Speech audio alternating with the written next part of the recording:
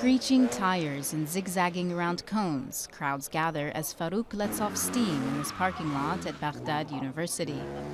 In a country mired by a decade of violence, racing offers a breath of fresh air for youths in search of adventure and an escape from Iraq's increasingly tightly controlled society. Even though we don't have support or a proper place to practice, we'll continue to have this gathering and we'll never give up. God willing, things in the future will be better than they are now. Cinemas, concerts, theater, and entertainment that youths around the world take for granted are few and far between in Iraq, so they try to find their kicks elsewhere. Down the street in the capital's upscale Jadriya neighborhood, young Iraqi motorcycle enthusiasts play cat and mouse every Friday with police. Authorities say daredevil two-wheeler stunts are dangerous for passing motorists, and event organizers say they have no closed space where they can meet. We wish to be like the rest of the world, to have a club and practice our hobby like other countries do.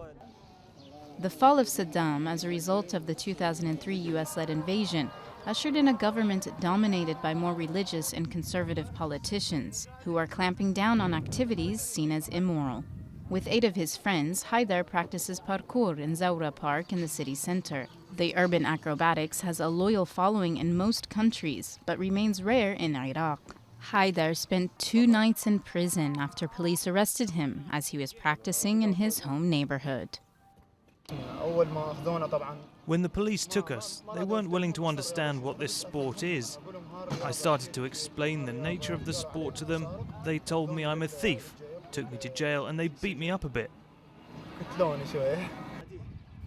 Grappling with still high levels of violence, the government has often prioritized other issues over those of youths, who make up more than half of the population. We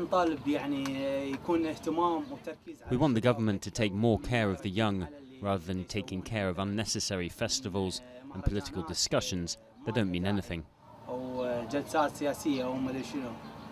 A bitter sense of neglect, reflecting the intergenerational gap between young Iraqis and the country's leaders.